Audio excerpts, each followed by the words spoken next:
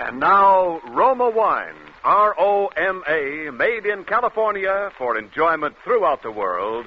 Roma Wines present Suspense. Tonight, Roma Wines bring you Mr. Brian Dunleavy as star of Lazarus Walks, a suspense play produced, edited, and directed for Roma Wines by William Spear. Suspense, radio's outstanding theater of thrills, is presented for your enjoyment by Roma Wines. That's R-O-M-A, Roma Wines. Those excellent California wines that can add so much pleasantness to the way you live, to your happiness in entertaining guests, to your enjoyment of everyday meals. Yes, right now, a glassful would be very pleasant, as Roma Wines bring you Brian Donlevy in a remarkable tale of suspense.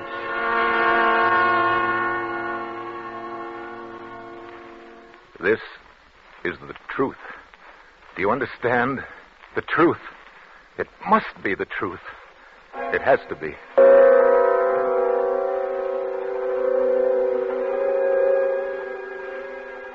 I, Robert Winsley Graham, a doctor and psychiatrist by profession, do hereby of my own free will and volition, albeit with deepest regret, make the following full and complete statement relative to that all but unbelievable series of events which has brought such disaster and misfortune to my house, and particularly to my poor wife, Isabel.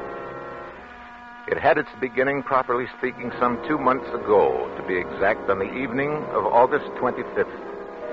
We were in the drawing room, Isabel at the piano practicing, as she said, her Aunt Jane and I on opposite sides. Isabel, what's the matter? I don't know. I can't seem to keep my mind on anything anymore. Even my music. Nerves. Nerves. Aunt Jane, please. I'm sorry, but I don't believe in beating about the bush. You're an artist. You've got talent. There's no sense in your trying to subordinate yourself to somebody else. Aunt Jane, that's enough. I'm not subordinating myself to anyone. Really, Aunt Jane, you mustn't interfere, you know.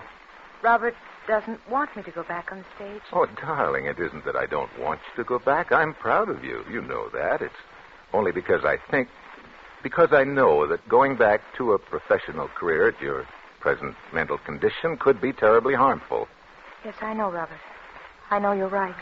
After all, I am a doctor. It's my business to know these things. I'll get it probably in the hospital. Hello. Yes, this is Dr. Graham. Who? Oh, yes. Yes, why, of course. When would you like to see me? All right, fine. No trouble at all. Very well, I'll be expecting you. Goodbye. Isabel, good heavens, who do you suppose that was? Who? Roger Holcomb. Do you remember the case? Roger Holcomb. Roger Holcomb? I remember it. Of course you do. The fellow who was brought back from the dead, as the newspapers put it, about a year ago. Oh, yes. You know, he really was dead for 4 full minutes, as far as medical science was concerned. And then Bates brought him around. It was a 9-days wonder at the time. What does he want to see you about? I don't know. Something to do with his experience, obviously. Oh. He was in a terribly agitated state, poor fellow. He'd been walking up and down in front of the house for an hour, trying to get up courage to ring the bell. Finally, he phoned from the corner drugstore. Oh, the poor man. Why in the world would he do that? Anxiety neurosis. They hounded him in the most shocking way when he got out of the hospital. You know, preachers and spiritualists and movie agents and just plain fakers. People trying to find out if he remembered anything of the 4 minutes when he was supposed to be dead. And people just trying to exploit him. Oh, that's notoriety. Some thrive on it, some don't. One man's meat is another man's poison. Yeah. Well, that must be Holcomb now. I'll take him into the office.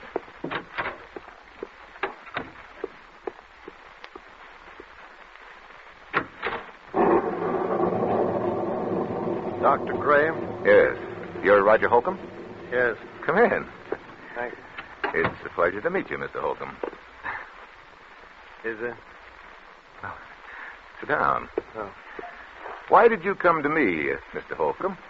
Well, I was told that you specialized in strange cases. Things that other men can't explain. Yes, that's true in a way. You know what happened when I got out of the hospital?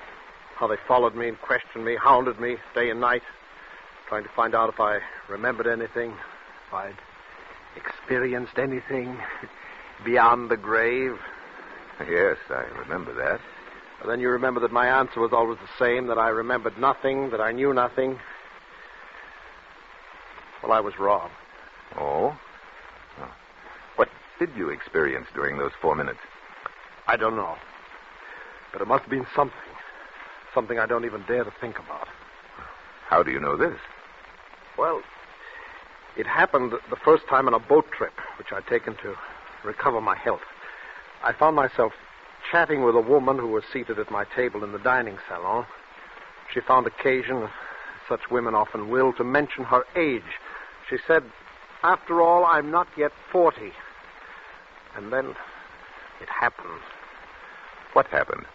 From somewhere came crashing into my mind the certain knowledge of the exact day and year of that woman's birth. And with it, a compulsion to speak out, a compulsion which I could no more have resisted than I could have resisted breathing. I said, "Madam, you were born in May, weren't you? May 30th? And then I added the date, the year 1900. She was well over 40. She'd lied to me. It's an innocent enough thing, but I had known the truth and been forced to speak it. And I have been ever since." Wow. And this condition has existed only since your... Since my 4 minutes beyond the grave, yes. It's as though... Well, this will sound... It's as though in that brief time I had glimpsed eternity, that I'd seen revealed all truth of all the ages. Now, I know that sounds foolish, but... This is most amazing. Well, tell me, you have a family and friends who are understanding. Oh, for heaven's sake, Doctor, don't you understand what this has done to me? Yes, I had a family, friends, girl I was going to marry. Today I'm an outcast, a pariah. I'm shunned, feared, it's hated. Mr. Holcomb, I believe that this condition is very real to you. Causes you very real anguish. And I want to help you. Do you think you can? I'm confident that I can.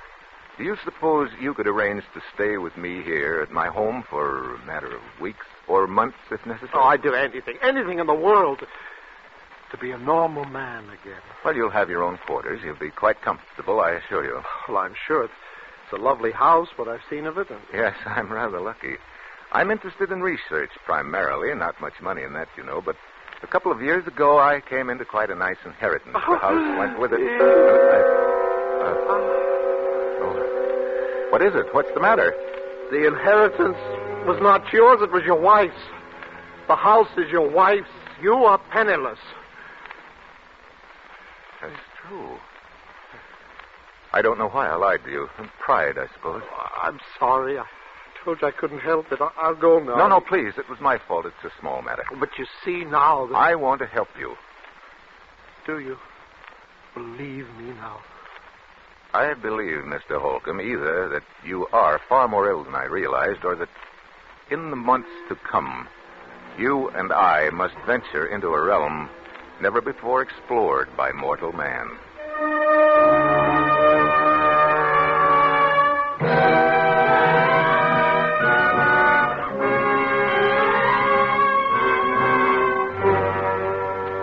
For Suspense, Roma Wines are bringing you Brian Dunleavy in Lazarus Walks, a radio play by Robert L. Richards from a story by J. Marion Speed. Roma Wines' presentation tonight in radio's outstanding theater of thrills, Suspense.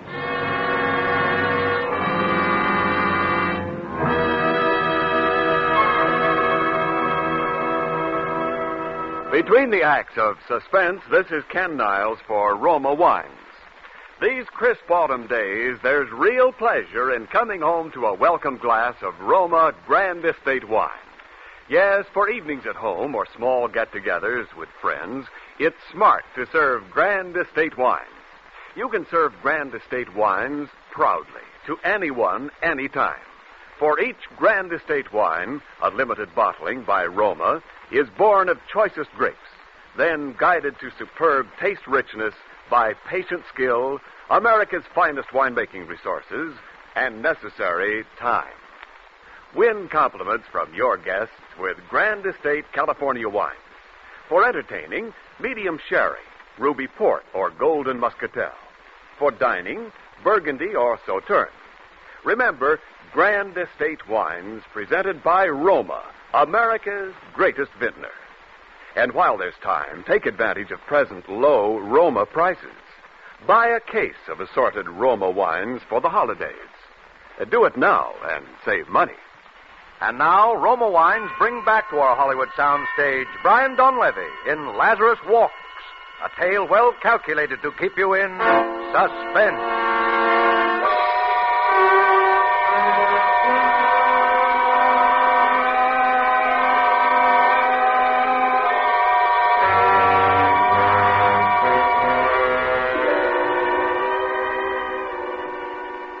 It was utterly fantastic, and yet it was true.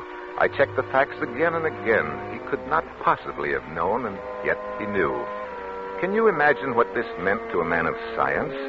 If I could fathom the depths of Roger Holcomb's mind, I could make a contribution to the body of scientific knowledge absolutely without parallel in modern times. There remained the problem of Isabel. I was aware of the danger, of course, but I believed I could control the situation. I determined to proceed. Actually, Holcomb's presence made itself felt almost immediately. The first incident came after he had been with us scarcely a week.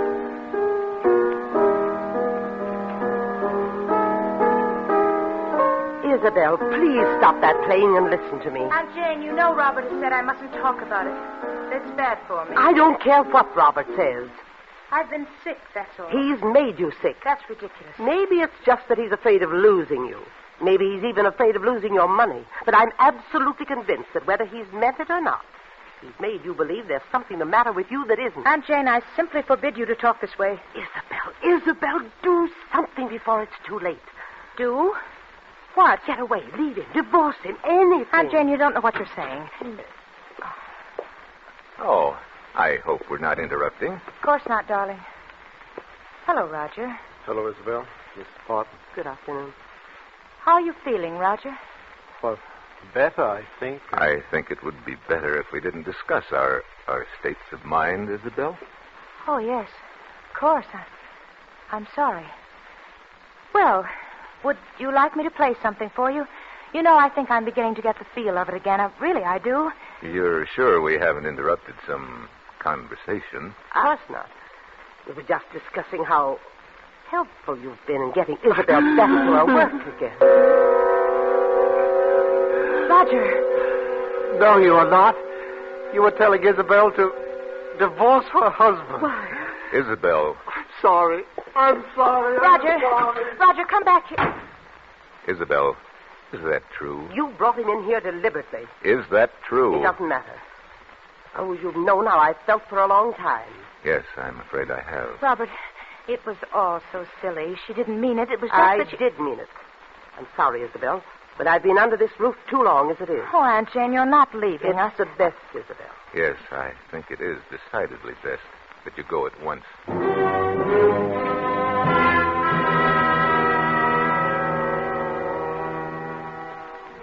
It was this incident which gave me my first insight into the relationship which was destined to develop between Isabel, Roger, and myself. The first and most obvious result was that Isabel and I became further estranged as each day passed. It was difficult to speak of even the most casual things with this strangely terrifying specter of truth always at our elbow. The situation reached its inevitable climax the evening that Leopold Serinsky, the famous conductor of the Los Angeles Symphony, was to call on Elizabeth with a view to a resumption of her professional career under his auspices. I gave a great deal of thought to that evening. It had to be handled with the greatest tact to her. Robert, you will help me, won't you? Of course I will, darling. Robert, does he have to have dinner with us tonight? Roger? Isabel, you know how I stand on Oh, that. yes, I know, but just this once. Even once, Isabel, to keep him in his room like a spoiled child when we have guests might undo everything I've accomplished in weeks. Oh, I know, darling. Of course, you're right, but... Roger, come in. Robert, Yes? I was wondering if I mightn't be excused. Just tonight. You're having dinner with us, Roger. Must I? You know you must, Roger, and you know why. Roger, don't you want to meet Mr. Serinsky? He's really a wonderful person. Yes, indeed, I would very much, but... You know, Roger, I made my debut with him in 1934. I did a concert with him every year until... Isabel was very talented. I was.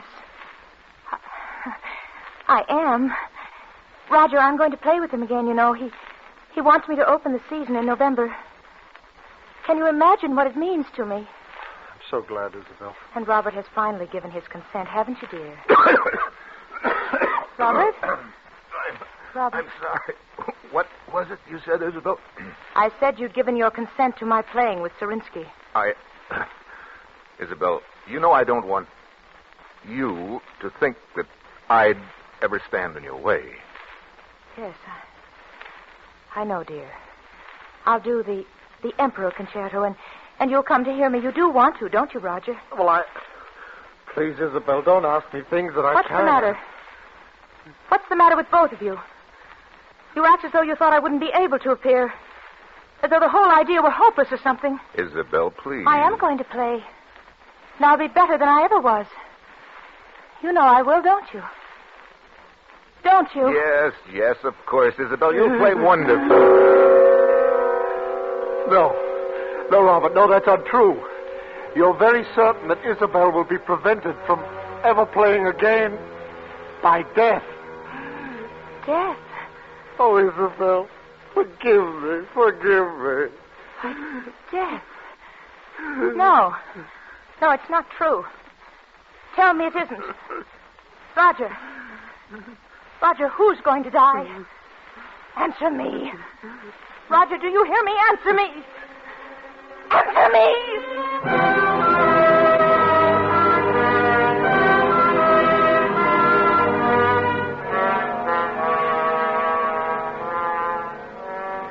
When Serinsky arrived, I told him that it would be quite impossible for Isabel to leave her room. The concert was canceled, and indeed, to my knowledge, she has never touched the piano since that day. By now, to even the most casual observer, it must appear only natural that Isabel had every motive for a desperate, almost paranoid hatred of Roger Holcomb. This much was clear to me, the rest not yet. As a precautionary measure, I prescribed a drug for Isabel, which she at last consented to take. I gave her own supply, and she administered it to herself as I had directed. But one thing, from any point of view, was certain.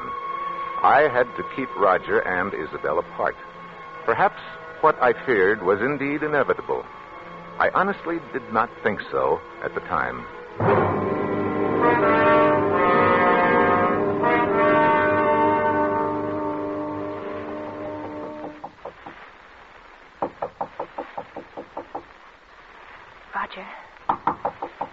Roger. Yeah? It's me, Isabel. What do you want? Let me in, please. No. Please. It's terribly important. Robert said... I know. But he said it would be all right this time. Are you sure? Yes, please. All right. Now, what do you want? I want to talk to you, that's all. What about that's so important? Roger, why don't you ever leave your room anymore? Can't you guess? Do you think I hate you? Oh, Isabel, I don't know what to think anymore. You do, don't you? I warned him. I told him it would happen. Now I'm going mad up here thinking of the anguish I've caused But, you. Roger, I don't... You must believe me. I know what it's been like for you having me here, Roger. Isabel. Roger, you see, for the first time in my life, I think my husband is wrong about something. Wrong? Yes. Don't you see? He's been worried about both of us, and so this distrust has grown up between us.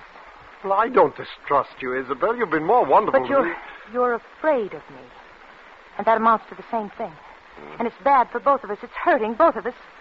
Well, I've often felt I wanted to talk to you, to beg your pardon. Oh, Roger, you don't have to do that. We're both sick. But I think if we saw each other sometimes, if we talked the whole thing out, it would help us both. Does Robert think so, too? No.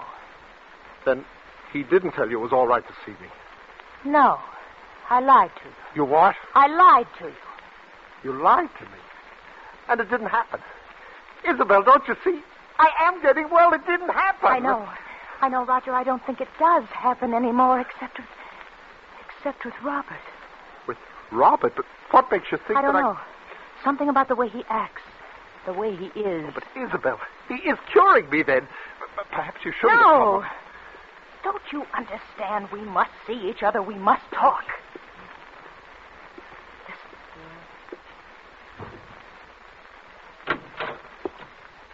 Isabel. Robert, something's happened that I must tell you. Please, you're completely overwrought. Oh, but Robert, I must insist. Isabel, why did you do this? I'm sorry. You'll have to have a sedative right away. Isabel, get the bottle from your room. No. Mine? Yes, hurry. All right. Robert, she lied to me. Yes, I know. But, Roger, I must absolutely forbid you to talk now. You must trust me. Well, all right, but later I want to have a long talk. Of course we shall. Here it is. And I brought my hypodermic, too. I'm glad you did. The other one's mislaid somewhere. Will you give it to him, please? I? Yes, this has upset me rather badly. My hands are shaking. Oh, Robert, I'm terribly sorry. No matter now. Give him the hypodermic. In the upper arm. That's right. Yes. There. Thank you. Leave us now, please, Isabel. Yes. All right. How are you feeling now, Roger? I'm fine, Robert. I think I'm better than I have been in months. I know you're better. That's why I was so upset. You see? Well, why, Robert? I can't tell you all my reasons now, but you must trust me and believe in me.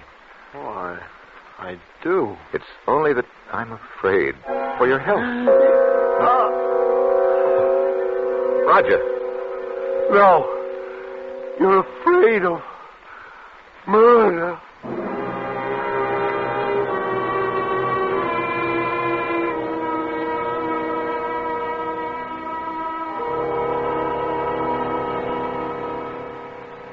It was clear to me now. I knew I must take immediate action. I knew that the most terrible consequences might result if Isabel were alone with Roger Holcomb even for a moment. For he knew. He said so. There was no other explanation. I thought it through most carefully, and yet no plans are perfect. No man is infallible.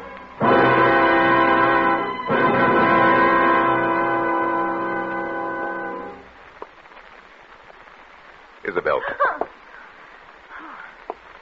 Robert, you frightened me. What were you doing? Why, nothing. Don't lie to me, Isabel. I'm not. I was... You were coming from Roger's room. No, I swear I wasn't. Isabel, don't you understand that you're sick? That I've insisted on these things for your own good and his? All right. I was going to talk to him, but I haven't. Oh, Isabel, why do you try to tell me that? But it's true, Robert, really true. Is it? Roger. Roger. What? What's the matter? Look.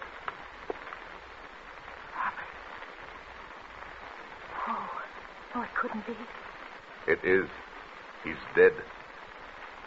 Dead. The hypodermic by his side.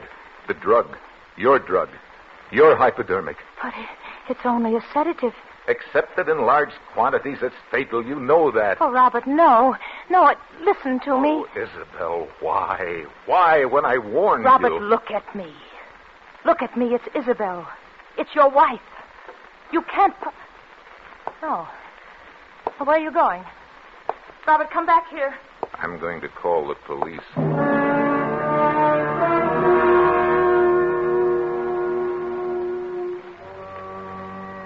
Even though it did not come to me as a shock, even from my point of view as a scientist, it was terrible enough. Yet, it had to be done, and I had done it. I did not speak to her as we waited, and she made no further attempt to appeal to me. the police arrived, I told the story with as little emotion as possible. Yeah? Yeah, their fingerprints all right on both the bottle and the hypodermic.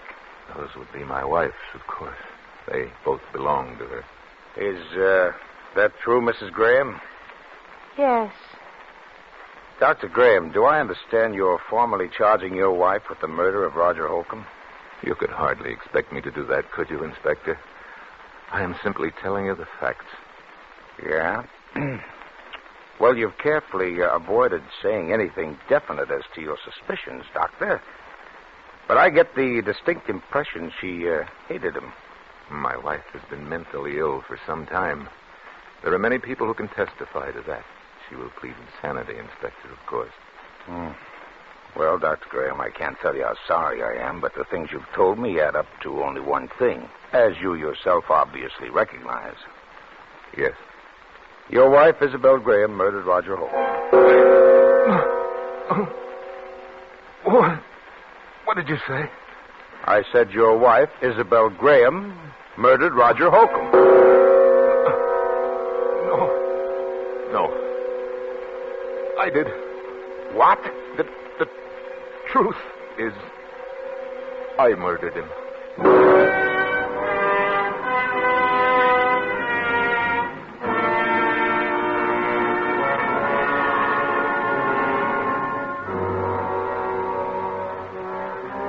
No plans are perfect. No man is infallible. Yes, I killed Roger Holcomb, and I had planned to dispose of Isabel for many months. I had never loved her. I had loved only science, and I wanted her money, and Holcomb found it out. That was the risk I ran. That any chance lie in his presence, either by Isabel or myself, would bring out the truth. And it did. I had no alternative once he discovered that but to kill him. It was easy enough to throw the blame on Isabel, but I had not counted on that terrible compunction for the truth. That strange affliction of Roger Holcomb's and its power over me. Did it transfer itself at his death to me, or was it conscience? It is a pity that it had to end this way. It was a fascinating case.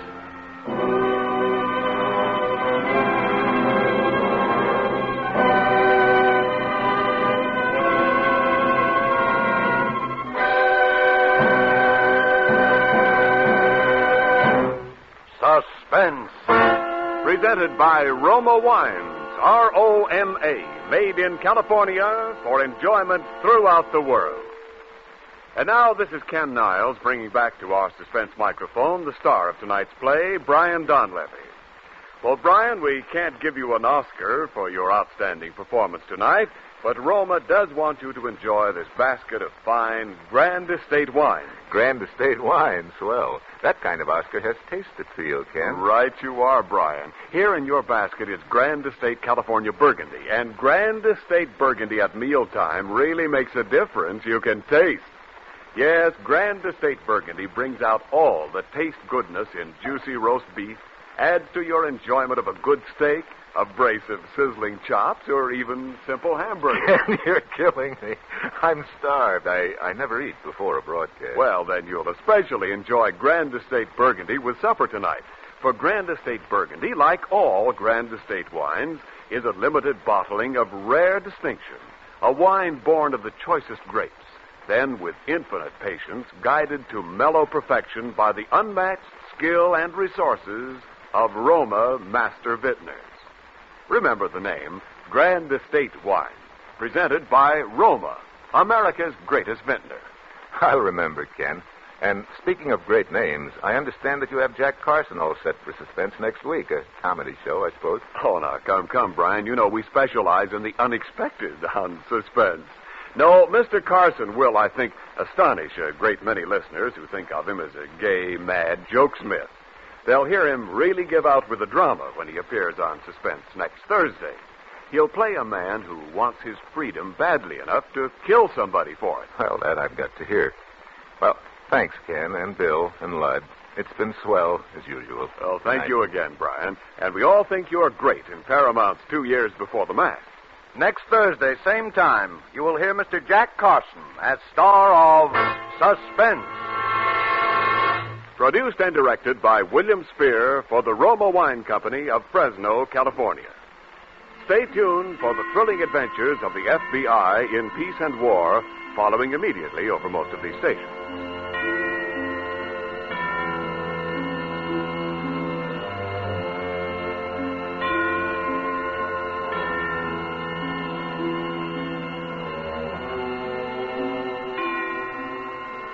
This is CBS, the Columbia Broadcasting System.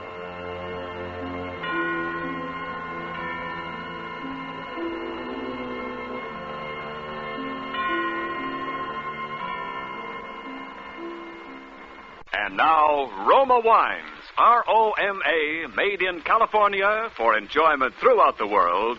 Roma Wines present Suspense. Tonight, Roma Wines bring you Mr. Jack Carson as star of Easy Money, a suspense play produced, edited, and directed for Roma Wines by William Spear.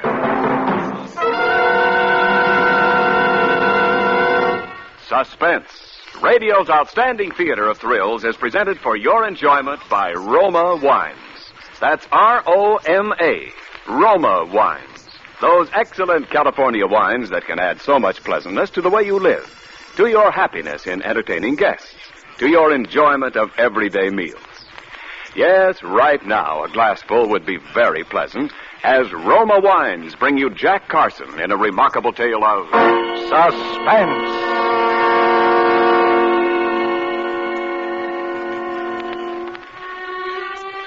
The night I'm telling about, that Easy Money was hanging up there somewhere just waiting to fall right into my lap. I didn't even know it. All I knew was I had business elsewhere. I was playing the piano at Mario's over in Brooklyn, but that night I slipped out early. I didn't even tell Ellen. I just left. Because for the first time in 14 years, I had a purpose in life, a plan, an objective, and I wanted to think. I was sitting in Gus's grill over a cup of coffee, still thinking, when I looked up suddenly, and there was Ellen. Where'd you come from? I followed you. I think I'll have something to eat, too. Girl can sure work up an appetite chasing a man. Look, go away, will you? I'm depressed. That's all the more reason you need me, darling. The food here is terrible. Some of Gus's customers have to be treated for shock. Let's go somewhere else. This is the only place where my credit's still good. I stopped at your rooming house yesterday. Somebody said you had to move. If you need money, Paul, why didn't you tell me? Because I'm through taking money from you. You're only borrowing it. Look, this is a terrible blow to my pride, darling, but for the 10th time, will you marry me? Nope. Why not? It'd make me terribly happy. You'd be happy for a month and miserable for the rest of your life. Is this a kind way of telling me that you don't love me? You're never out of my mind. By just walking in the street, I get lonely for you. Then marry me, Paul. I'd be good for you. I'd always be nagging you and driving you to work harder and get someplace. Just exactly where I belong. Mauling a piano at Mario's for those lecherous leg breakers. Oh, I know better. You know, a couple of times I was there when you stayed after closing. You thought you were all alone. I heard you playing. How did you ever get like this? You're imagining things. Well, you never tell me anything about yourself. Paul. When I stopped at your room yesterday, I saw something on the floor that kind of puzzled me. You did? A page torn out of last week's Destiny magazine. What's so puzzling about that? Well, it was all carefully folded. It looked like something you'd been carrying in your pocket. I thought maybe you dropped it, so I brought it along. What would I want that for? I don't know. It's just a full-page ad about the Diary of Martha Lathrop that's starting next week. It says, after 10 years abroad, Martha Lathrop has just come back to America. Her authoritative books have opened the secret doors of politics. Her keen mind has alerted America on world affairs and punctured the stuffed shirts of important men. Now read the sensational story behind all her stories. Extraordinary woman. Yeah. Oh, well. You didn't answer my question yet. Which question? The only one that really interests a woman. Are you going to marry me? I'm already married. You're married? That happens to men, you know. Oh, why didn't you ever tell me, Paul? Well, because it's something that happened a long time ago. It's 14 years since I last saw her. 14 years. And you never did anything about it? Well, there was nothing I could do until now. Until Martha came back to this country. Martha? You mean this woman in... Yeah, she's my wife. Martha Lathrop? Your wife? Mm-hmm. I'm going to see her tonight. But why? In all these years, why didn't you ever... Because sometimes marriage really seems to mean what it says. Till death do us part.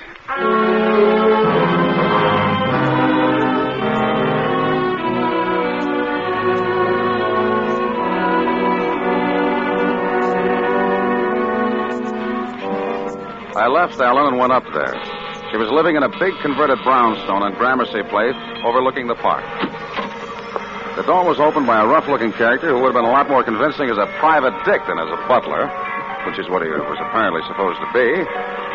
For a moment, I wondered if he knew anything about me. If this watchdog might be the one person she could have told to warn him against me. But, of course, I was wrong. Not with her pride, not her, not Martha. Yes? I want to see Miss Lathrop. You have an appointment? No, but... Then you can't see her. Now, wait a minute. Without an appointment, you can't see her. Nobody can see her. Miss Lathrop is a very sick woman. Sick? The newspapers didn't say anything about Never it. mind what the newspapers said. You heard what I said. Well, look, just give her this watch. I'll wait. What about the watch? Well, just give it to her. I think she'll see me. It has her name in it. Oh. Something you found? Yeah, something I found.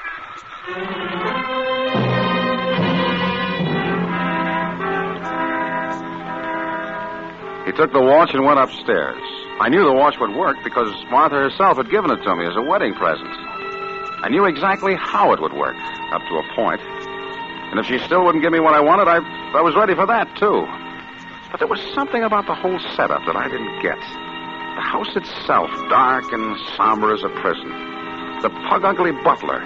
The part about her being sick. It didn't fit. It just didn't fit with what I knew about Martha Lathrop. I sat down in the living room to wait.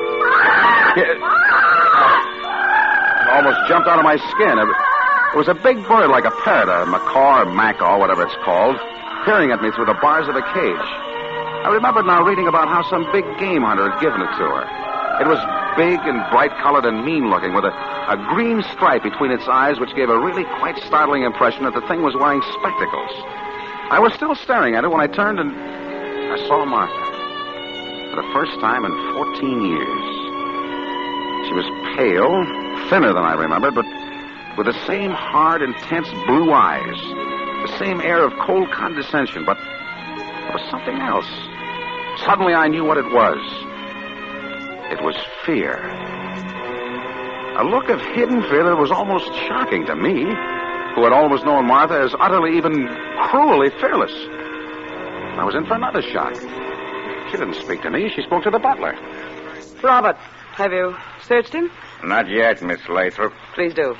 Turn around. Hey, what's the idea? I said turn around. Well, he's all right, Miss Lathrop. Very well. You may go now, Robert. Yes, Miss Lathrop.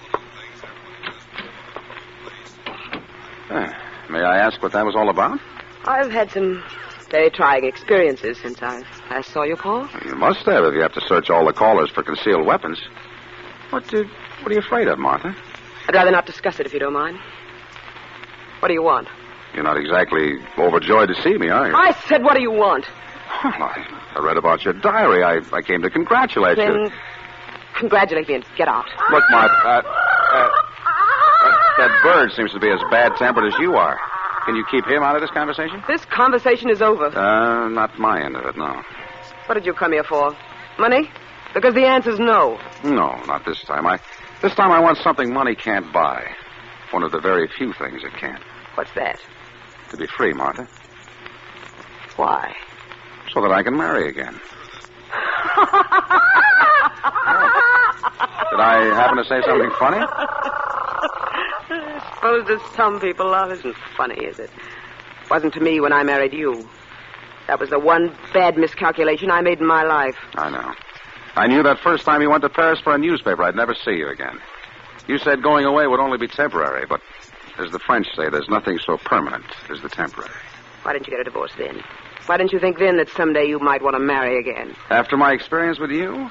My dear Martha, what I thought of women after that isn't fit language even for your ears. But you weren't above taking money from a woman, were you? You weren't above forging checks with my name, were you?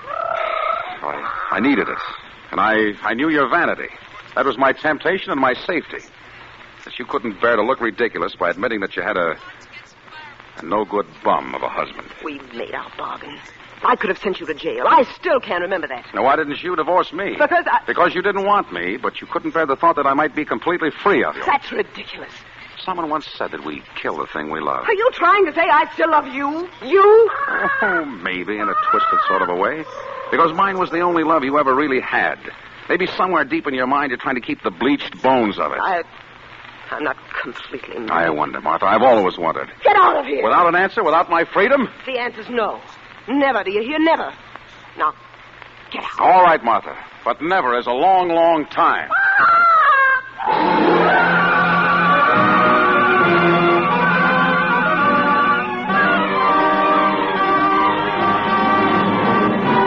For Suspense, Roma Wines are bringing you Jack Carson in Easy Money, a radio play by Sidney Renthal. Roma Wines' presentation tonight in radio's outstanding theater of thrills, Suspense.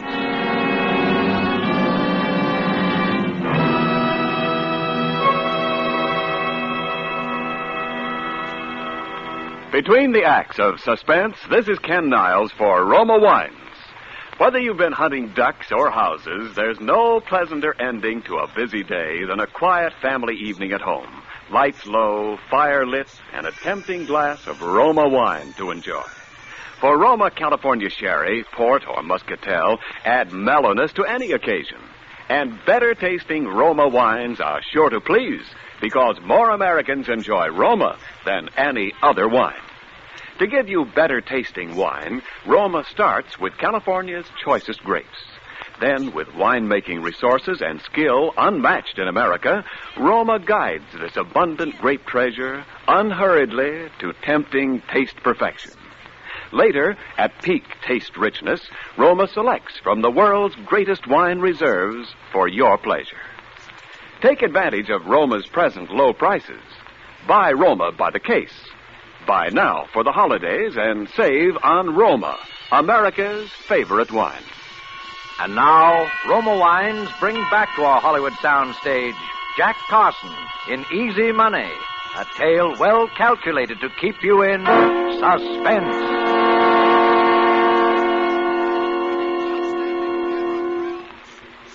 So, Martha wouldn't give me a divorce. All right, I could have stood that. But that business about sending me to jail, that was different. And I knew my Martha. And I knew that now that she was back from Europe and could do it, she still hated me enough so that someday she'd yield to the temptation and would do it. Yeah, but that was all right, too. Martha wanted to play that way. I was ready. I was way ahead of her. In a place like Mario's, the customers we have, you can get a hold of almost anything you want if you know who to ask. So the first thing I got was nitrazine because it was the easiest and one of the deadliest. And the next was a bunch of keys, passkeys. And that was all I needed. So the next night after I left Mario's, I just waited out in the park across the street. I was prepared to wait there every night for a week if I had to. But it was less than an hour. A taxi drove up in front of the house. A well-dressed, well-heeled looking gent got out and went in. The taxi waited. In about 10 minutes, he came out again with Martha, and they drove off. A little time after that, the butler left. I walked across the street. And the third key I tried let me in the door.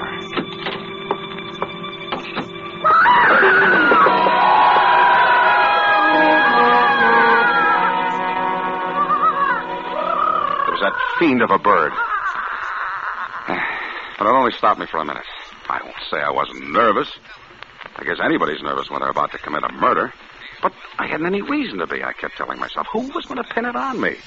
As far as anybody who knew Martha was concerned, I didn't even exist. Well, I went upstairs and found her bedroom.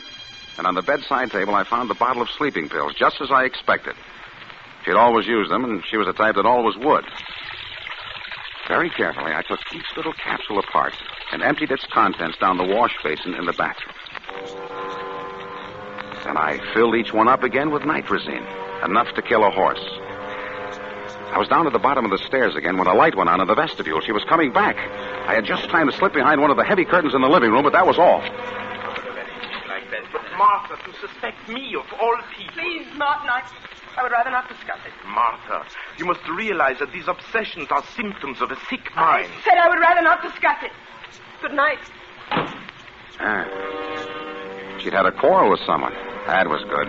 Now I knew she'd take the sleeping pills. She went directly upstairs. I waited. 5 minutes later, the butler came in.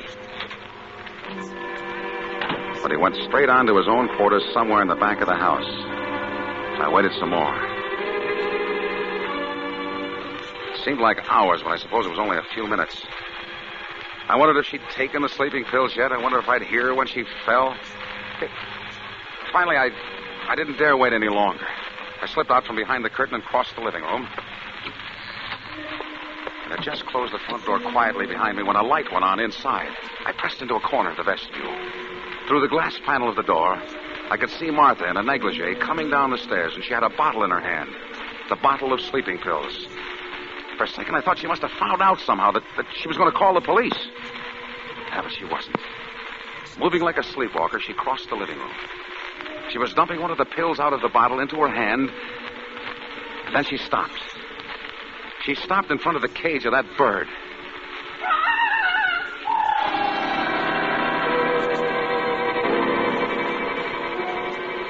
Suddenly, I saw the whole thing. The tough butler who said she was sick and searched people for weapons. The fear behind her eyes. The man she just quarreled with about obsessions and symptoms of a sick mind. Martha was insane. I watched while she took the sleeping pill in her fingers and held it through the bars of the cage for the bird. I saw the bird grab it in his beak, but I didn't wait for the rest. Softly as I could, I opened the outer door and went down to the street. Martha was insane. And because she was insane, because she thought people were trying to kill her, I couldn't kill her. Nobody could ever kill her.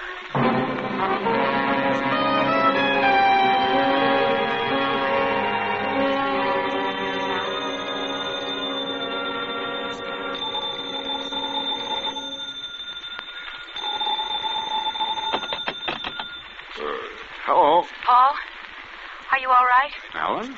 Yeah, sure, I'm all right. What time is it? 11 o'clock. I just saw the papers. Saw the papers? About Martha Lathrop. What? What about her?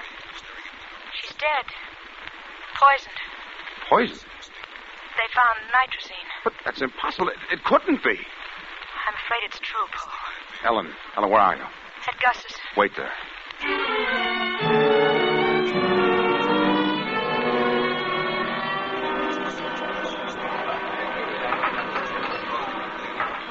Paul, let's go away. With what? I've got a little money.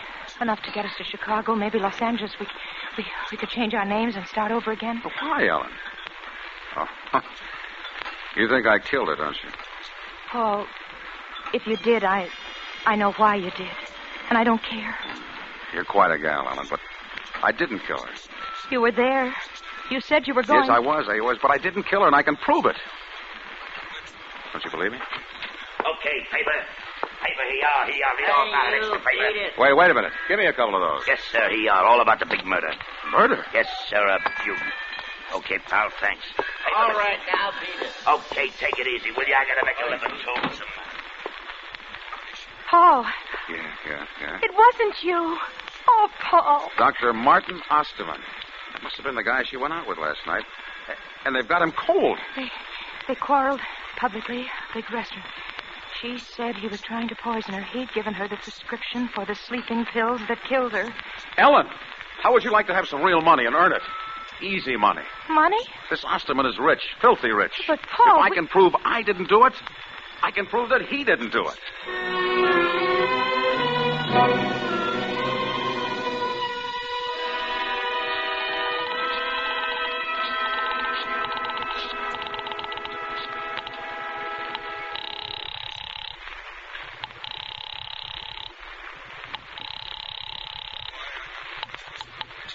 Harrison, Winters, and Forbes. Which one is handling the Osterman case? Why, I'll give you Mr. Harrison.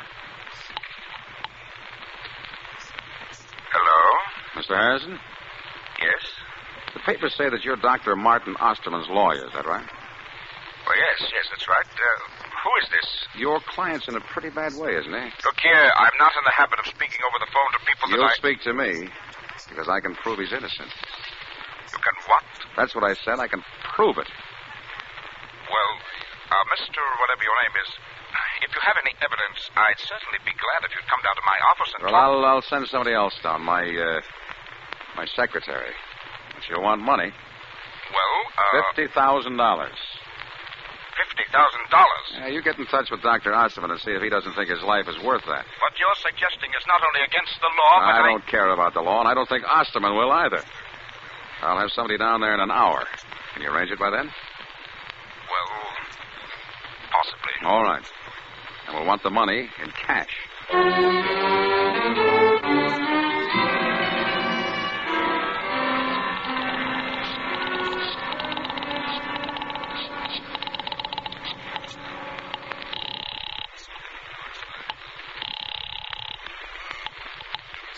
Harrison, Winters, and Forbes. There's a young lady waiting for this call in Mr. Harrison's office. I want to speak to her. Oh, yes. Hello? Paul, Ellen. Have they given you the money? Yes. Did you count it? Yes? All right, put Harrison on, and then start for Grand Central Station. All right, Paul. He wants to talk to you. Thank you. Hello? Mr. Harrison? Yes. All right, here's the dope. Martha Lathrop was not murdered. She committed suicide. What? Suicide? And here's the proof. She was suffering from delusions. She thought people were trying to kill her, poison her and so on. Dr. Osterman confirms that, of course. Yes, What he doesn't know is that it had gone so far she was trying out things she ate on that big parrot she had. The macaw? Yeah, the butler will confirm that. Anyway, she tried out those sleeping pills on the bird before she took them. And you'll find a dead bird in the house to confirm that. Good heavens. So she knew those pills were poisoned before she took them. Martha Lathrop killed herself.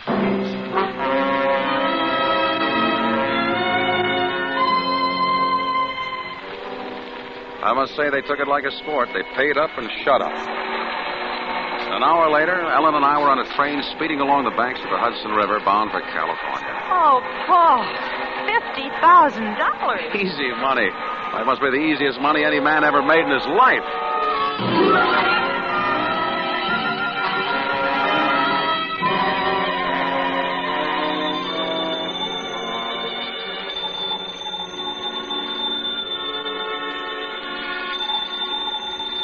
Must have been about 2 weeks after we got to California that I got the phone call. This Mr. Bentley? Yeah? My name's McNulty. I run a pet shop downtown. You must have the wrong number. Oh, no, I don't think so. I got something down here you might be interested in. A bird.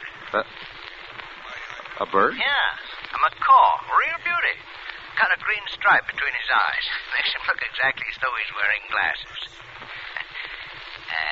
You interested? No. No, I'm... Oh, I could easily bring him up to show you. I got your address. No, I said I'm not interested.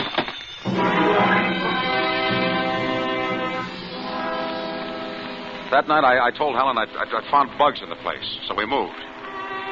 2 nights later, I was alone, and there was a knock on the door.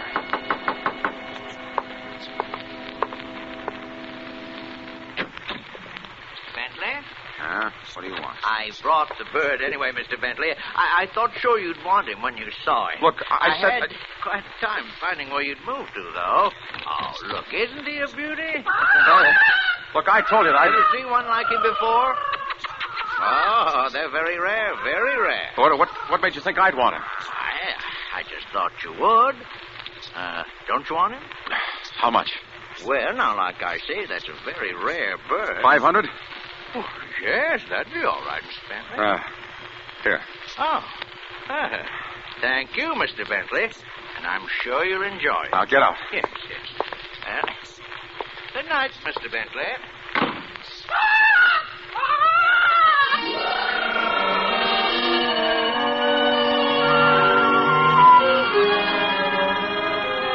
The There could be no doubt about it. It was the same bird. I opened the cage and roughed his feathers to see if the markings might have been painted on. Hey! He bit me. But it was the same bird. He sat there staring evilly at me through those spectacles of his, laughing at me. I reached in the cage again and wrang his neck.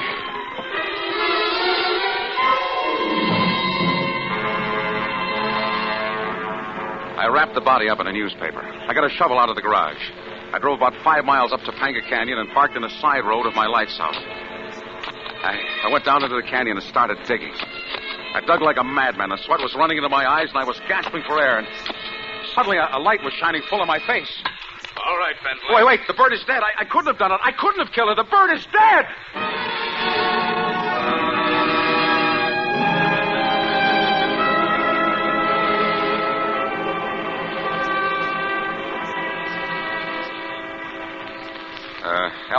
Ellen had nothing to do with it. She thought I was innocent all along. Okay, we got nothing against her. But the bird, Well, Bentley, that was what you might call psychological warfare. We knew you were guilty, though, when you bought it. I mean, the poison. Oh, we found poison, all right. Still traces on its beak and claws when we got there. But there was one thing we couldn't understand for quite a while. Dr. Ditmars of the Bronx Zoo finally tipped us off. But if Martha took the poison, I saw her give it to that bird. I saw the bird gobble it up. Why didn't it die? Yeah. You see, with this nitrosine, some birds can take that stuff by the spoonful, and it won't even faze them. You just picked the wrong kind of poison. And the wrong kind of bird.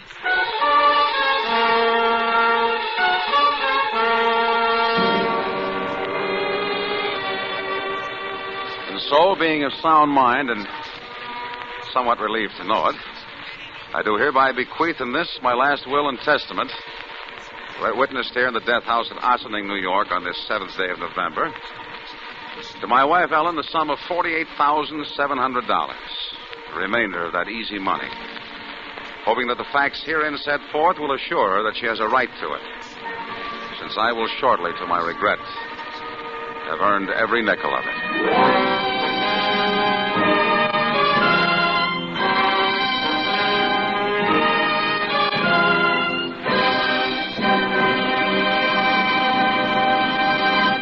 Suspense.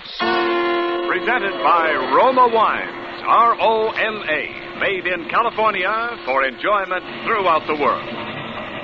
This is Ken Niles presenting our suspense star of the evening, the handsomest man in Hollywood, Jack Carson. Jack, you can stop twisting my arm now. I said it. Oh, I suppose I'm not really the handsomest, just one of the best looking. Well, Jack, when it comes to looks, I'll take Hedy Lamarr. But as an actor, believe me, Jack Carson ranks with the best.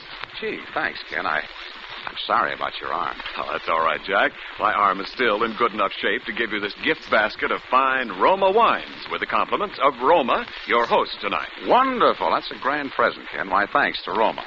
You folks really make me feel at home. Well, Roma wine has a way of doing that, Jack. That's why your Roma gift basket includes Roma California Sherry. When friends drop in, share with them golden amber, fragrant Roma Sherry. Roma Sherry's tempting nut-like taste is a favorite of hosts and guests for afternoon or evening entertaining. And millions enjoy Roma Sherry daily as the perfect first call to dinner. I'll buy that, Ken. And, Jack, because Roma and only Roma selects from the world's greatest reserves of fine wines, Roma Sherry, like all Roma wines, is better tasting every time. Yes, no other vintner selects for your pleasure from so vast a treasure of good taste. No other vintner can equal Roma in winemaking skills and resources. No wonder more Americans enjoy Roma than any other wine. Makes sense to me, Ken. Well, I must be going. Thanks for everything, and sincerely, it's been a stimulating and exciting experience tonight. I never miss Suspense, and I've been looking forward to my appearance here for a long time. I hope you'll have me back again. Well, thank you, Jack. We thought you were great in your newest Warner Brothers picture, Two Guys from Milwaukee. And we'll be hearing you on your regular Wednesday night show for Campbell Soups. And give a listen to us next Thursday on Suspense. We'll have Hume Cronin as our star. I'll do that. Night. Next Thursday, same time, you will hear Hume Cronin as star of Suspense. Produced and directed by William Spear for the Roma Wine Company of Fresno, California. In the coming weeks, Suspense will present such stars as Judy Garland, Chester Morris, Olivia de Havilland, Cary Grant, Joseph Cotton, Roddy McDowell, and others. Make it a point to listen each Thursday to Suspense, radio's outstanding theater of thrills. Suspense is broadcast from coast to coast and to our men and women overseas by shortwave and through the worldwide facilities of the Armed Forces Radio Service. Stay tuned for the thrilling adventures of the FBI in peace and war, following immediately over most of these stations. This is CBS, the Columbia Broadcasting System.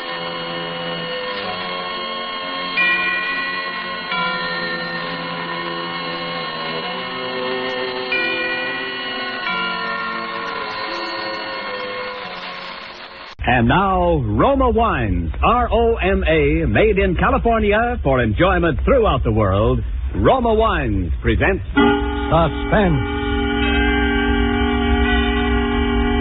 Tonight, Roma Wines bring you Mr. Hume Cronin as star of The One Who Got Away, a suspense play produced, edited, and directed for Roma Wines by William Spear. Suspense, radio's outstanding theater of thrills, is presented for your enjoyment by Roma Wines. That's R-O-M-A, Roma Wines. Those excellent California wines that can add so much pleasantness to the way you live, to your happiness in entertaining guests, to your enjoyment of everyday meals. Yes, right now, a glassful would be very pleasant, as Roma Wines bring you Hume Cronin in a remarkable tale of suspense. Certainly told her, listen here, I said, if you think for 1 minute that I intend to stand for that sort of thing, you've just... James, you're not listening to me. Put down that paper and listen to me. Yes, dear, I'm listening. So I said, you're very much mistaken. I did not come in here to be insulted. Perhaps you don't know it, young lady, but the war is over. And the sooner you people appreciate that fact, the better it will be for all of us. And Mabel backed me up, too. You bet she did. We went to the manager, and what we didn't tell him about that clerk, we certainly did. Are you listening to me, James? Yes, dear, yes, the dear, I'm nerve listening. trying to tell us that merchandise is hard to get. And so were salespeople. Didn't do him any good, I'll tell you. I'll bet it didn't. What'd you say, dear? I'll bet he wish he'd taken a little more time and trouble hiring clerks, and we got through with him the very idea. It's just like I said to Mabel. It's just like I said. I said, if they have a hat department, they have to sell hats. And if they want to sell hats, they have to allow the customers to try them on. Honestly, if I want to try on hats, it's none of their... That's the way it was. I want to try on. Talk. Every morning at breakfast. Every night from the minute I got up in the house until I finally got to sleep. Every weekend from Saturday morning until Sunday night. Talk. Even in the movies. You are anyway, I said. Mightn't have been so bad if I'd had a traveling job, but, well, then I didn't have a traveling job. I worked for a bank. I had a job there as a spot auditor. Job was to make spot checks on tellers and cashier's accounts between the regular audits. Bank had been stuck a couple of times by embezzling tellers. No wonder the money they paid. So they fixed up his job making spot checks to catch any funny business before it got very far. Expensive, all right. Had just as much money as hers. Are you listening to me, James? Yes, dear. I said I was listening. Well, and if my husband gave me as much money for clothes as hers does, I'll bet I could look a whole lot better than she does. Of course, Ethel had been talking like that for, 10 years. Practically ever since we got married, I guess. And there wasn't anything I could do about it. I'd tried to make her shut up, but she wouldn't. I tried to leave her once, but she followed me and talked until I came back just to shut her up. Couldn't get a divorce. I tried that once. But I couldn't stand this any longer. I had to do something. It seems to me that if you'd only cut down on some of your expenses, we ought to be able to save enough money for a car. Now, I think that James... Oh, for heaven's sakes, how you startled me getting up that way. Where are you going, may I ask? I'm just going down to the drugstore for a minute. Oh, what do you have to go to the drugstore at this time of night for? Good heavens, I work hard to make a nice home for you, James. I don't see why you're always getting up in the middle of a nice chat to go out. Do you hear me? James, answer my question. Why must you...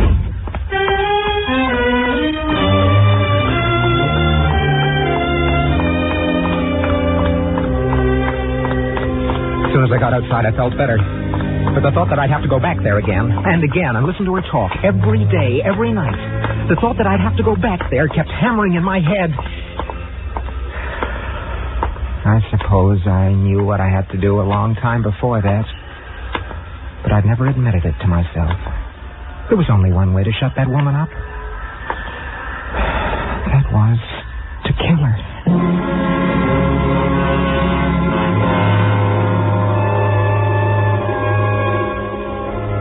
I didn't sleep very much that night. In the morning, I got up as usual and I went to the bank. I hadn't figured out how to do it yet. What I wanted was an ironclad alibi. I wanted to think some more about it. So for today's spot check, I needed something easy, some accounts that wouldn't give me any trouble. I looked over the bank personnel, wondering which one I should pick. And there was my man, Arthur H. Tilwer, the perfect employee. Looking just like John Q. Taxpayer. Hardworking, conscientious, loyal. Been there for 35 years and risen at last to the eminence of second assistant cashier. Good morning, Mr. Tilwer. Oh, good morning, Mr. Carroll. You passed a restful night, I trust. What? Oh, yes, more or less, Mr. Tilwer. Ah, that's fine. Now, what may I do for you this morning? I thought I'd run a spot check on your accounts today, if you don't mind. Spot check on my account? There's really no need for that, is there? No, of course not. It's strictly routine. You know that. But surely there must be others that you haven't. Oh, come now, Mr. Tilwer. There isn't anything wrong with your accounts, is there? Of course not. Of course not. Very well, if you insist. Here are the books, and you may proceed. And so I went to work on Tilwer's accounts. I'd done this sort of thing so often I didn't have to pay much attention to it. So while I worked, I thought. I thought about Ethel and about an alibi. Well, aren't you finished yet, Mr. Carroll? Closing time, you know. Just about, Mr. Tilwer. Quite a bit of work here. You seem to have handled a lot of transactions last month. Oh, yes, I did. A busy month this last one. You going home now? No, I think I'll stay here and finish this up. Why don't you finish up in the morning? Oh, this shouldn't take much longer. I'll do it tonight. Very well. Good night. Good night, Mr. Tilwer. Huh. It's funny it doesn't balance. Must have made a mistake. See, I'll add it again.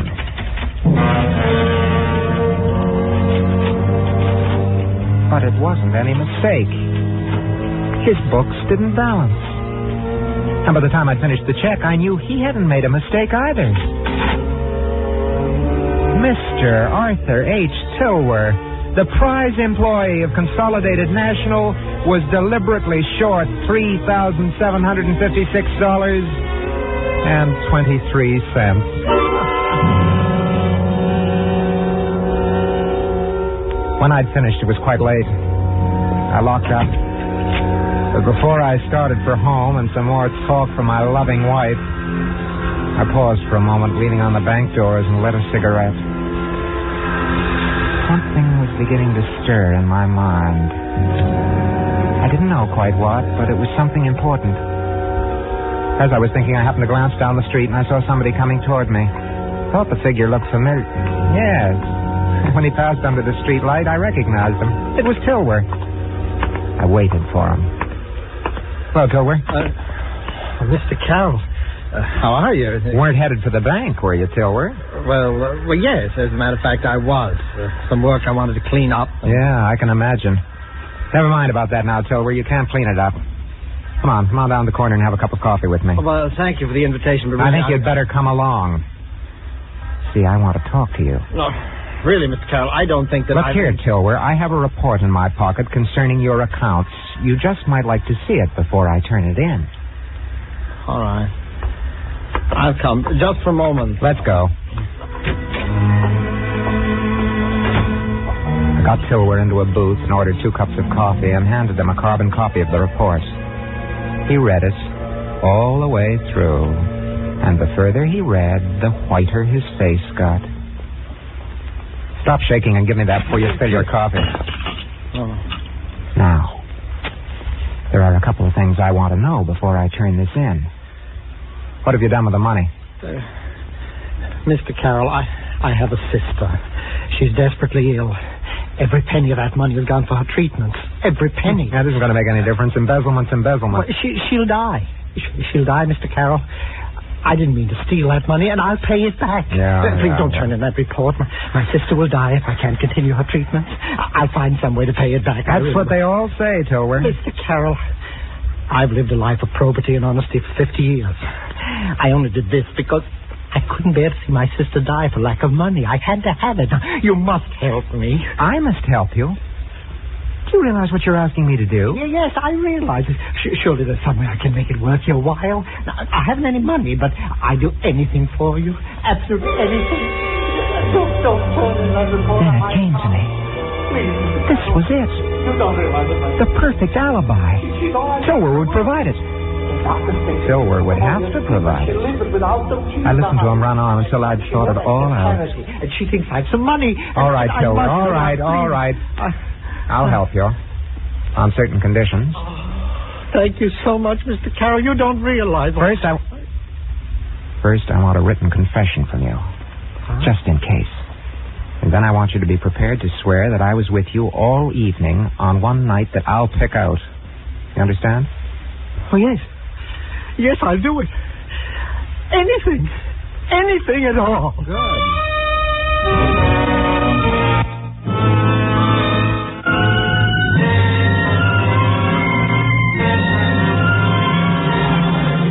For Suspense, Roma Wines are bringing you Hume Cronin in The One Who Got Away. Roma Wines' presentation tonight in radio's outstanding theater of thrills, Suspense.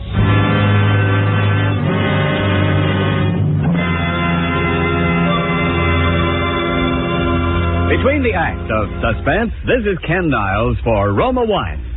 Traditional as going to the big game are those friendly get-togethers and fireside reunions afterwards. If you're playing host this weekend, enrich your hospitality by serving delicious Roma wines. For Roma California Sherry, Port, or Muscatel, add warmth and friendliness to any occasion. And because Roma wines taste better, more Americans serve Roma than any other wine. Roma wines do taste better because Roma master vintners start with California's choicest grapes. Then, with America's finest winemaking resources, they patiently guide this glorious grape goodness to tempting taste perfection. Later, along with Roma wines of years before, this abundant treasure awaits selection from the world's greatest wine reserves for your pleasure. Take advantage of Roma's present low prices. Buy Roma by the case for your holiday needs and save.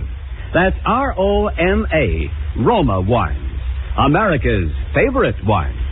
And now, Roma Wines bring back to our Hollywood soundstage Hume Cronin as James Carroll in The One Who Got Away, a tale well calculated to keep you in suspense.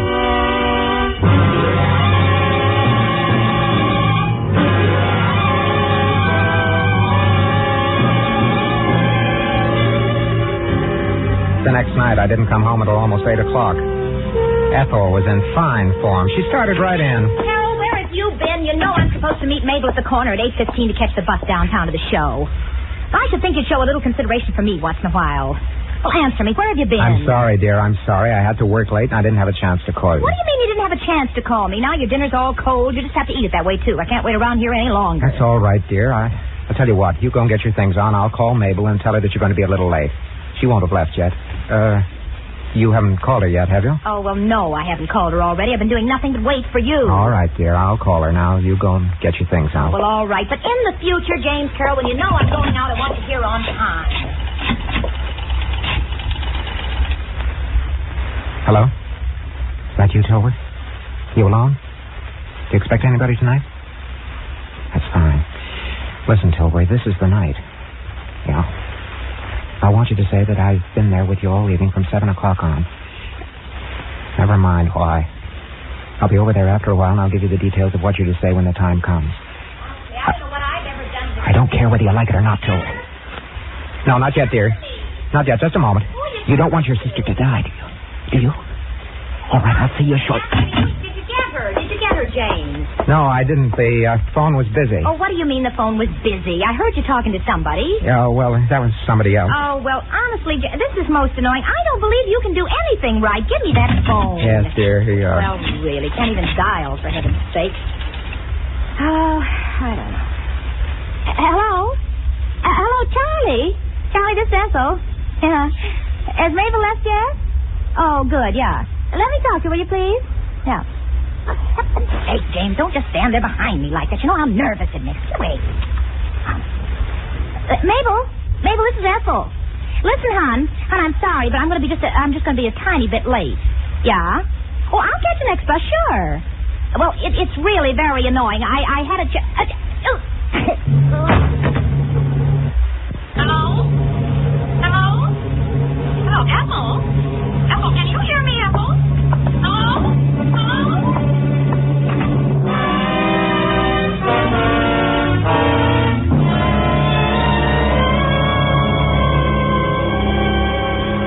I guess I must have got back not very long after the cops got there. The apartment was ablaze with lights. There was a cop at the door. Inside there were photographers, fingerprint men, all the usual array of the law. The detective in charge was named Dolan. Pretty much of an average-looking guy, but sharp. We went through the amenities, and he told me how sorry he was. I expressed my shock and horror, and finally we got down to business. Mr. Carroll, I hate to bother you at a time like this, but I find it quite helpful in cases of this kind to talk to people as soon as possible. Yes, I understand. Now, when did you last see your wife alive, Mr. Carroll? Why, about 6:45, I guess. I only came in for a moment, and she was getting ready to go out. About 6:45. And she was okay when you left? Yes, perfectly. And you say you left the apartment then? That's right. Where'd you go, Mr. Carroll? Well, what's that got to do with it? Oh, Mr. Carroll, this is a murder case. Your wife was strangled while she was talking over the phone to a friend of hers. You want to bring her murderer to justice, don't you? Oh, of course. Well, in a case like this, unless we get a break, we'll have to investigate the whereabouts of a great many people at the time she was killed. We'll find out a lot of things that people would prefer to keep quiet. Now, perhaps what you were doing after you left here is something like that. But let me assure you, if where you were and what you were doing has nothing to do with this case, it'll never come out. Now, where were you? Was it to see a woman, Mr. Carroll? Oh, no. No, there was no other woman. Don't you remember where you went? Yes. Yes, I remember. Well, why won't you tell me? Mr. Carroll, where did you go after you left this apartment at 6:45? I'm not going to tell you. Mr. Carroll, why did you kill your wife? Didn't kill her? What's the matter with you? You didn't kill her.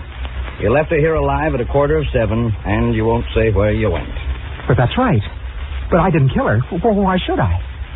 Look here, I love my wife. Mr. Carroll, I'm afraid you leave me no choice.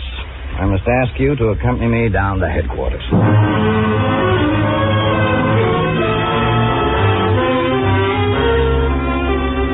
Down at headquarters, we went through it all over again, and again, and again. In the end, always the same 3 questions, and always the same 3 answers. Why did you kill your wife, Carroll? I didn't kill her.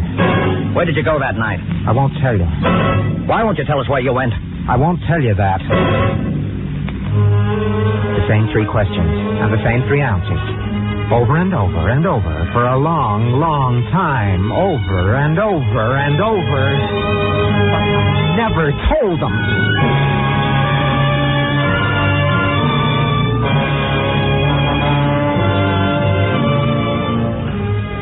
The case came up for trial about 2 months later.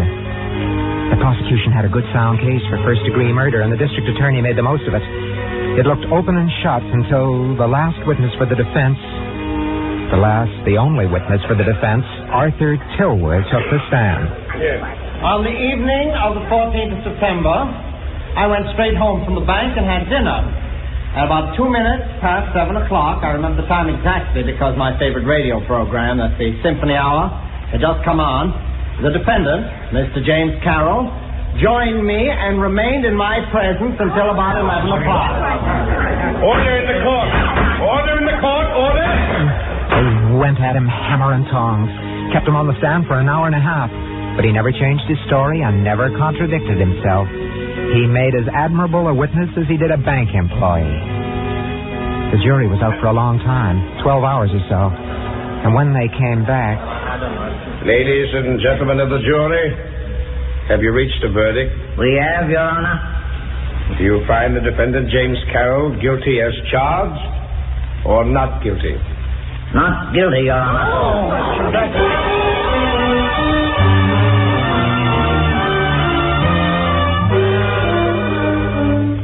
And there it was. Just the way I'd planned it. I was free. And I'd stay free. No man, the law says, shall be placed twice in jeopardy for the same offense. No matter what they found out, they couldn't touch me now. I was free of Ethel forever.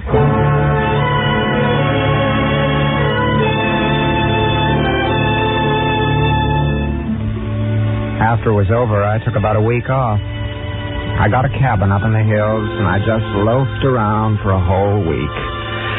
All by myself. It was nice and quiet. Nice and quiet. When I got back to the apartment, I saw someone standing by my door. It was Dolan. Hello, Carol. Hello, Dolan. Want to see me? Yeah, just for a minute. I've been away for a week, you know. Yeah, we know. Come on in. Thanks. Sit down. Thanks. Cigarette? Cigar? No, I don't think so. Thanks anyway.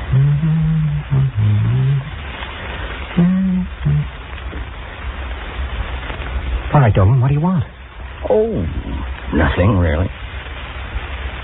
Look, Dolan, is this supposed to be a purely social... Hey, Carol, tell me, do you fish?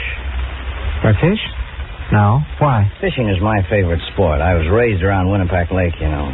Fishing's fine there. Yeah? There's one particular spot on Winnipeck that's a favorite of a lot of fishermen. It's deep, cool, and rocky.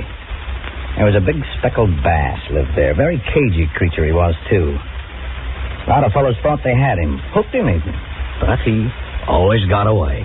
This is all very interesting, but if you don't As a matter of fact, that fish got to be quite famous. Got to be known as the one who got away. And every time anybody did any serious fishing there, they'd always have a try at landing him. Oh, yeah, they tried everything. All sorts of flies and lures and bait. Went on for years. Look here, Dolan, I don't know what you want from me. Well, I got to go now, Carol. It's a fascinating story, don't you think? Mm-hmm. Very. By the way, Carol, you know how much that fish weighed? 7 pounds and 12 ounces. How do you know?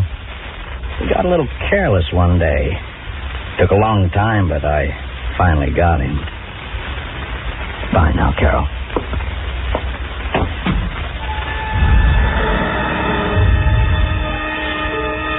I could see that Dolan was going to be annoying. But I didn't care.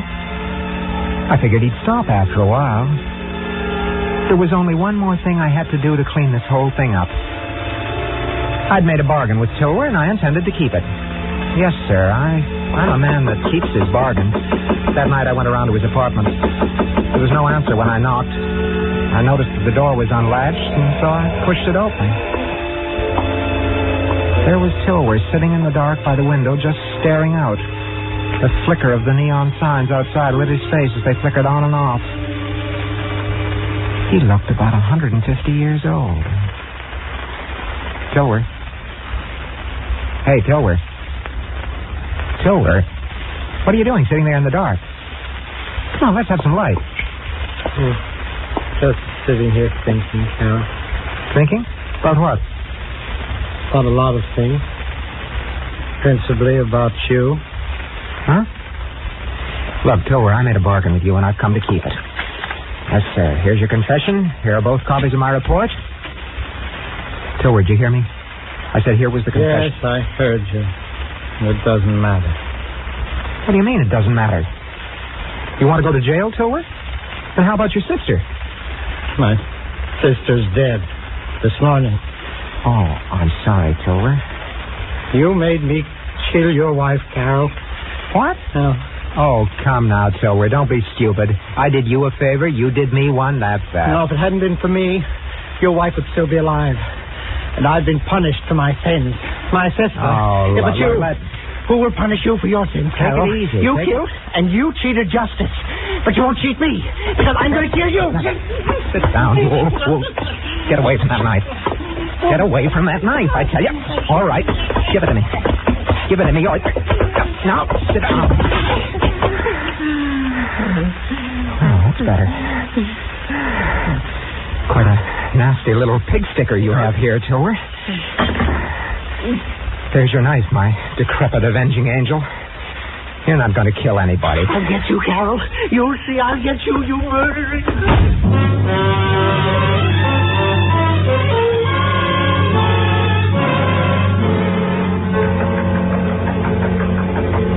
Yeah. Who's there? Just a minute. Hey, wait a minute. Hold on. I'm coming.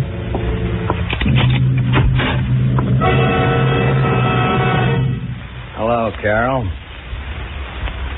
What do you mean by getting me out of bed? Where were you last night, Carol? Who wants to know? The police department wants to know. Now answer my question. Where were you last night? Or aren't you saying? Certainly I'm saying. I went over to see Tilworth. Anything wrong with that? And how was Tilworth? Why, all right. About the same as usual. And how was he when you left him? He's just the same as when I came in. What is Was all he? this? Of course he was. What's wrong? Something wrong with Tilworth? He's dead, Carol. Dead? There was a knife in his heart. A knife? There were fingerprints on that knife, Carol. Oh, it was in his heart, and your fingerprints were on it, Carol, and on the door and on the lamp. No, listen, I didn't kill him, I tell you. This is a frame up. Maybe, but I didn't touch him. I was is taking a different view, Carol. Get some clothes on. You're under arrest for the murder of Arthur Tilworth. Oh, no. No. Too bad you'll never get to see that fish I was telling you about. It's over my fireplace. Just hanging there. Come on, Carol.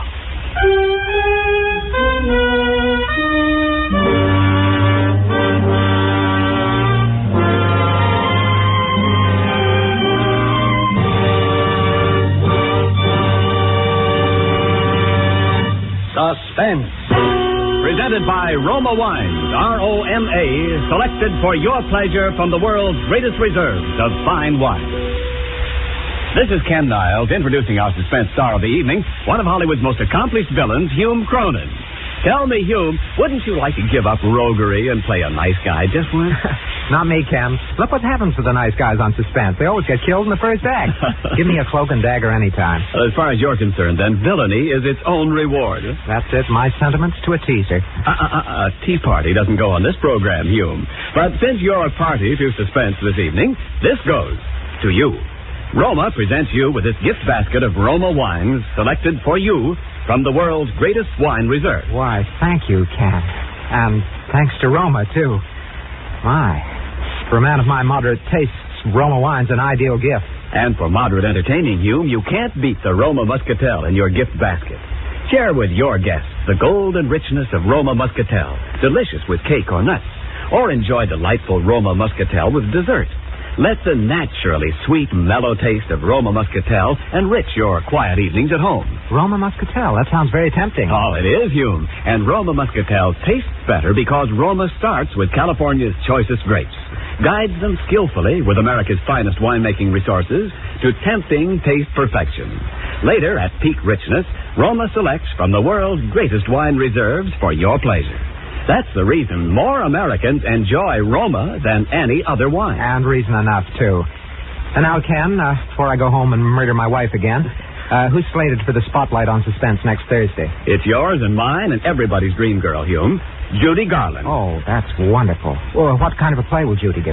Well, we don't want to tip too much of it, but Judy will appear as a girl who works as a waitress in one of our Hollywood drive-ins and who gets into a situation that is, believe me... well calculated to keep you in suspense? Right. I'll certainly be listening. Good night, Ken. Good night, Hume. Hume Cronin appeared through the courtesy of Metro-Goldwyn-Mayer, producers of the Technicolor production The Yearling. Next Thursday, same time, you will hear Judy Garland as star of Suspense. Produced and directed by William Spear for the Roma Wine Company of Fresno, California. CBS, the Columbia Broadcasting System.